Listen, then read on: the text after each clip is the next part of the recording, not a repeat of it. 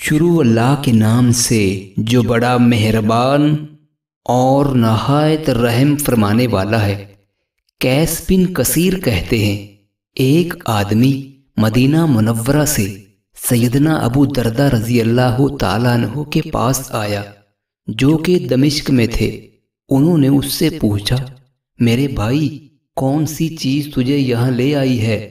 اس نے کہا، ایک حدیث کی خاطر آیا ہوں۔ مجھے پتہ چلا ہے کہ تم اس کو رسول اللہ صلی اللہ علیہ وآلہ وسلم سے بیان کرتے ہو۔ انہوں نے کہا، کیا تو تجارت کے لیے تو نہیں آیا؟ اس نے کہا، جی نہیں۔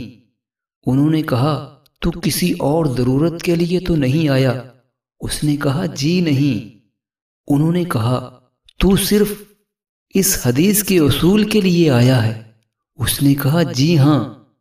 انہوں نے کہا، پس بے شک میں نے رسول اللہ صلی اللہ علیہ وآلہ وسلم کو یہ فرماتے ہوئے سنا تھا، جو آدمی حصول علم کے لیے کسی راستے پر چلتا ہے، اللہ تعالیٰ اس کو جنت کے راستے پر چلا دیتا ہے، اور بے شک فرشتے طالب علم کی خوشنودی کے لیے اپنے پر بچھا دیتے ہیں، اور زمین و آسمان کی ساری مخلوق عالم کے لیے بخشش کی دعا کرتی ہے، حتیٰ کہ پانی کے اندر مچھلیاں بھی، اور عالم کی عبادت گزار پر اتنی فضیلت ہے جیسے چاند کی بقیہ ستاروں پر ہے۔